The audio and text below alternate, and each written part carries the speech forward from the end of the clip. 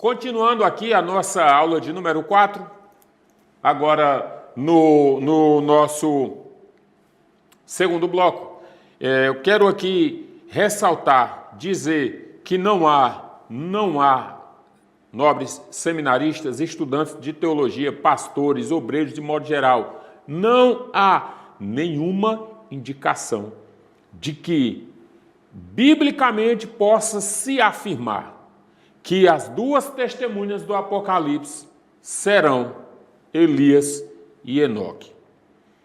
A especificação de duas testemunhas é porque no amparo legal, sempre tudo que era normatizado, tudo que estava na lei, só era validado com 2 ou 3 testemunhas.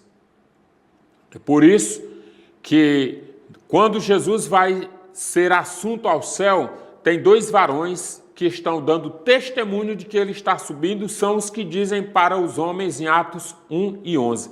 Varões galileus, por que estáis olhando para os céus? Este mesmo Jesus que o viste subir, esse mesmo Jesus, do mesmo modo, descerá. 2 pessoas estão dando testemunho. Todas as vezes que houver algo para ser validado, sempre haverá a presença de 2 ou 3 testemunhas. É por isso que quando Jesus diz assim, onde tiver 2 ou 3 pessoas em meu nome, ali eu estarei.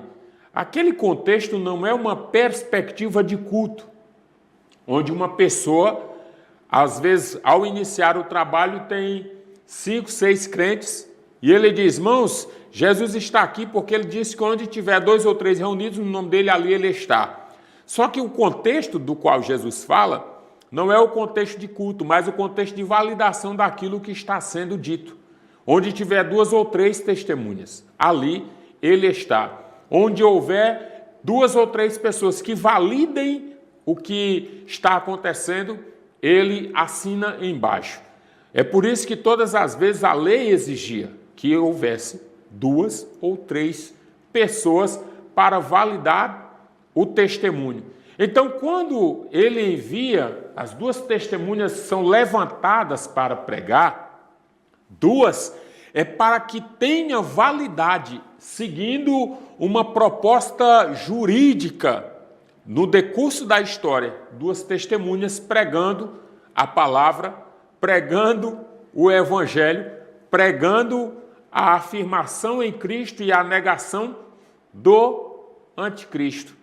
Então, meus queridos, não fique preocupado, especulando, onde a Bíblia se cala, devo me calar. Onde a Bíblia fala, eu falo. Mas onde ela para, eu também devo parar. Onde ela não tem texto, eu não posso colocar texto, nem muito menos contextos fora de textos que sequer remetem a afirmações que poderiam ou não ser feitas. Tá? Então, aqui, aquilo que eu estava explicando antes, a mulher e o dragão. A mulher e o dragão, aquilo que eu disse, Apocalipse capítulo 12, versículos 1 ao 6. Esses aqui, a mulher e o dragão, a mulher, o remanescente de Israel, aquele que foi escondido, foi guardado, foi preservado, foi assinalado, que quando estes assinalados, quando é que eles reconhecerão Jesus? Quando é que eles reconhecerão Jesus?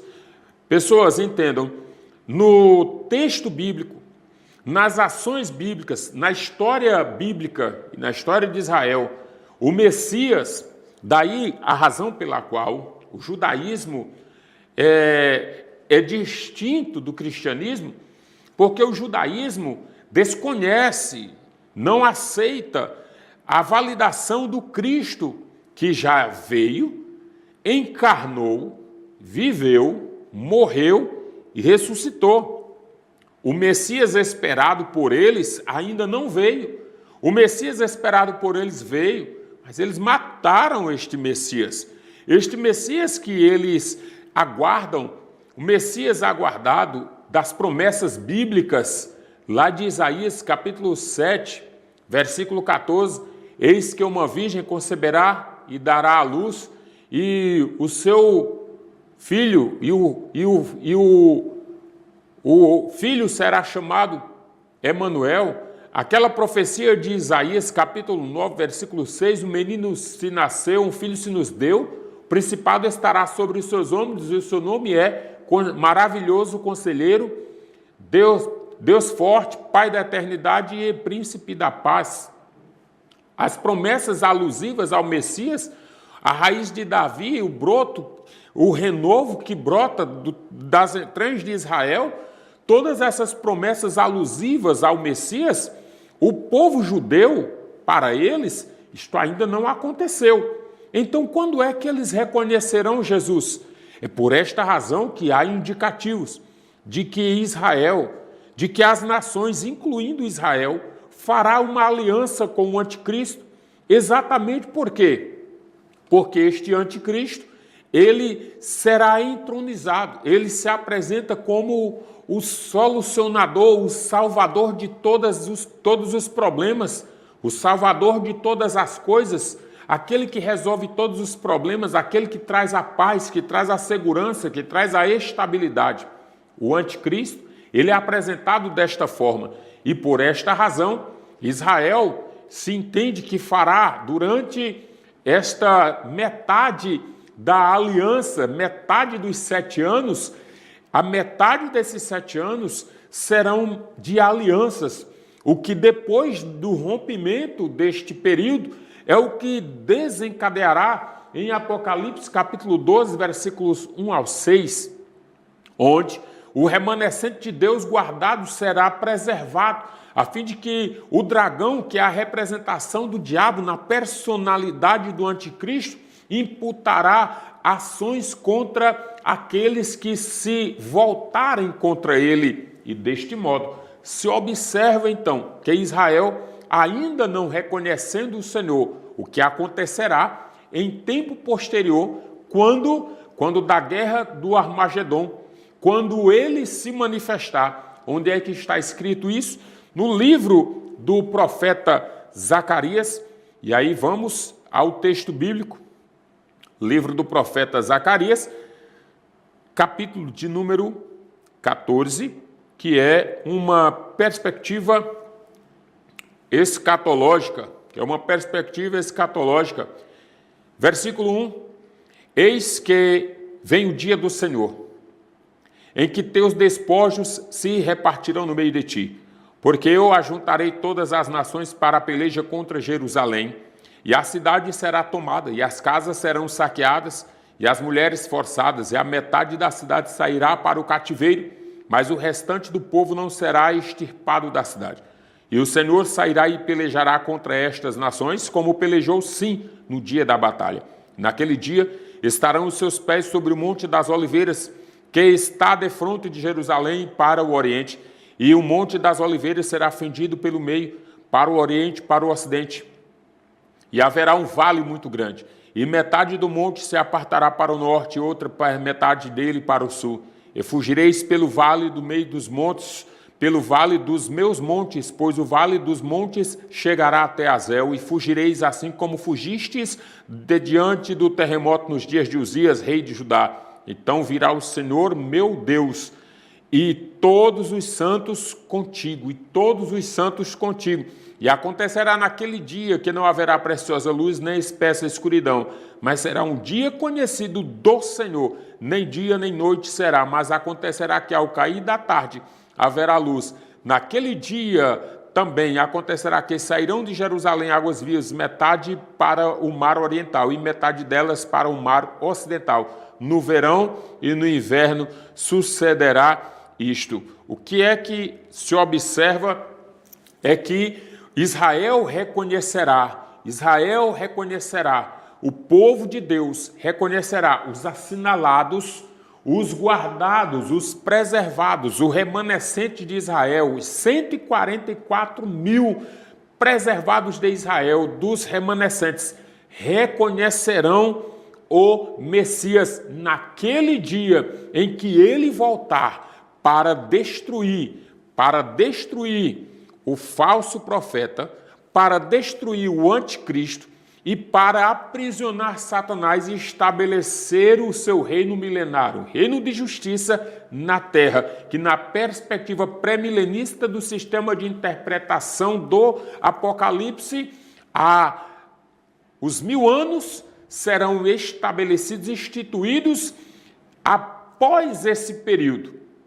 Nesse período aqui, quando deflagrar a guerra do Armagedon, onde o povo de Israel reconhecerá o Messias, o Salvador, que agora eles verão a sua glória, a sua grandeza, e todos os santos que com ele estão, a saber, a igreja que foi arrebatada para estar com ele, quando esta igreja estiver junto com ele, Cristo, o noivo, agora julgando estas nações.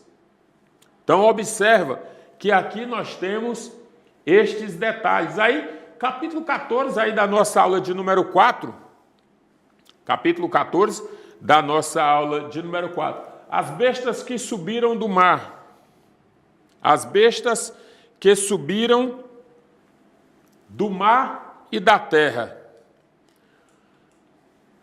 Que é o nosso enunciado aqui. As bestas que subiram do mar e da terra e as facetas do anticristo, que a gente está caminhando para o final de nossa aula. Essas facetas do anticristo, a besta que subiu do mar, quem é ele aqui? É tratado como, é apresentado aí, segundo Tessalonicenses 2 e 3, como a apostasia, a besta que subiu do mar, traz consigo a apostasia. Ele surge no período da grande tribulação, ele é a revelação do homem da iniquidade e também ele é o pouco tempo, representa aqui ou apresenta a ação do pouco tempo. Então a besta que sobe do mar, este mar tem a conotação de ajuntamento de pessoas, de multidão. O mar, não é que você que assistiu o filme aí do Aquaman, principalmente o segundo capítulo do filme, você vai ver que existe sim lá uma representação de uma besta que sobe do mar, literalmente saindo do mar. E em suas palavras finais ele diz: nós viemos, eu vim do meu mundo para trazer a paz para toda a humanidade, porque nós conhecemos principalmente os problemas ambientais e temos a solução para as catástrofes globais que estão atingindo o planeta. Mas não é isso, tá bom? Isso aqui, só para você entender que a besta que sobe do mar, ou seja, este anticristo, que é o homem de representação política, ele surgirá do meio das multidões. Ele é um ser que está sendo preparado, penso que na sua plataforma de atuação, o anticristo já está sendo infiltrado, pelo menos nos seus protótipos, até que se chegue, que se complete aí a plenitude, que aconteça o arrebatamento da igreja e aí ele tenha a legalidade. Por quê? É uma questão lógica. Quando o arrebatamento da igreja acontecer, haverá desespero, dores, luto, haverá problemas sem precedentes, catástrofes. Imagina, aviões caindo, aviões sendo arrebentados nos solos, no chão, muitas coisas acontecendo, fenômenos da natureza aí, a terra gritando, as trombetas sendo tocadas e os problemas da humanidade se avolumando. O que acontece aí? Acontece o surgimento de uma figura política, de uma personalidade política que se apresente aí como o salvador do mundo, como o salvador de todas as nações, a fim de que, a partir de suas ações, comece a promover uma certa paz. E aí é o que o anticristo pretende fazer. Quem era o anticristo então, pastor? Quem é essa besta que subiu quem é essa besta que subiu do mar aí? Quem é essa besta aí que subiu da terra? Enquanto a besta que subiu do mar é uma figura política, a besta que subiu da terra é uma figura, vamos dizer assim, religiosa. Aí nós temos os cristãos primitivos entenderam que era Nero. Nero, em suas atrocidades impetradas contra o povo de Deus, foi considerado pelos crentes primitivos como sendo ele essa besta que sobe da terra. Do outro lado, os crentes no período da Reforma, os reformadores, entendiam que era o Papa, vincularam a persona do Papa à figura do anticristo, não, a figura do falso profeta, que é o detentor da palavra religiosa e que, por sua vez, resultaria na vinculação e levando as pessoas para a adoração ao anticristo. É uma figura política, que é o anticristo, e uma figura religiosa, que é o falso profeta, a fim de que possa fundir uma coisa na outra e levar pessoas, a partir do âmbito da religião, a uma adoração daquele sujeito que sentará no trono de Cristo e se intitulará o Cristo. E então, este falso profeta tem por característica o manuseio e a manobra deste povo. Então, os reformadores entenderam que este falso profeta, ou esta besta que sobe da terra, seria o Papa, porque tinha aí uma conotação religiosa.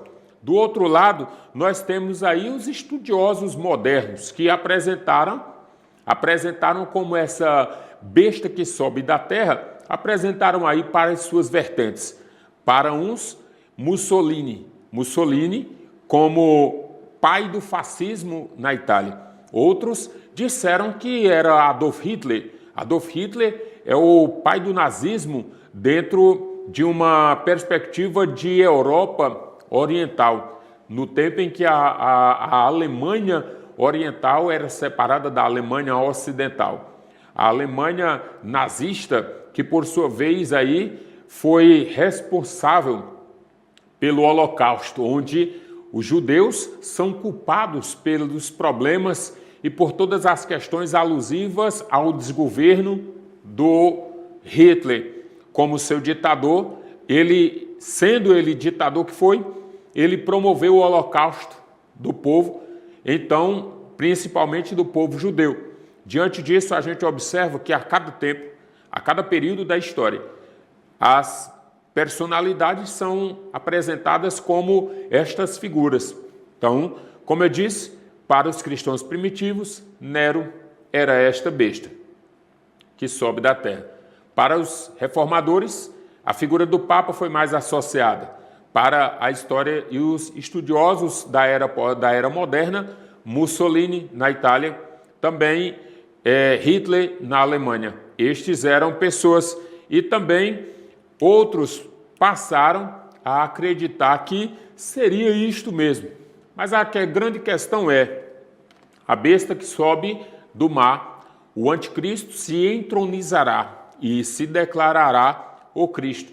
Então, meus queridos, esta aula, ela tem uma característica mais para despertar em você o interesse pela busca, o interesse pelo conhecimento, a fim de que possa se ambientar e dizer que é necessário, o que eu preciso fazer, eu tenho que realmente saber disso, é necessário saber, é necessário buscar, é necessário conhecer. Diante disso, quero deixar bem claro aqui na minha palavra, que o que a gente apresenta aqui, por características, são análises de conteúdos e, diante dessas análises, nós vamos tentando expor a todos vocês de uma forma que traga pelo menos uma vontade a mais de buscar pelo conhecimento. Professor Elidiano Ribeiro, este aqui, me coloca à disposição para que vai lá no meu Instagram ou vai no meu WhatsApp, vai lá no Instagram e analisa e manda a tua mensagem. Manda a tua mensagem. E eu vou fazer questão de montar um grupo, deixo isso claro, eu vou montar um grupo. Aos que se interessarem, vai no direct do Instagram, manda uma mensagem para mim, deixa teu nome, se identifica como aluno de teologia do curso avançado do Instituto Teológico Anacase, se identifica, manifeste o seu interesse e eu vou criar um grupo e eu me ponho à inteira disposição para atendê-los de uma maneira melhor possível para que possa sanar todas as suas dúvidas dentro do conteúdo relacionado ao Apocalipse. Compromisso meu com cada um de vocês. Essa é a nossa aula de número 4. Este foi o conteúdo da disciplina Introdução ao Apocalipse do curso teológico de nível avançado do Instituto Teológico Anacase. A minha palavra de gratidão, de bênçãos sobre a sua vida. Deus te fortaleça e te dê graça sempre em nome de Jesus. Deus te abençoe. Um ótimo dia.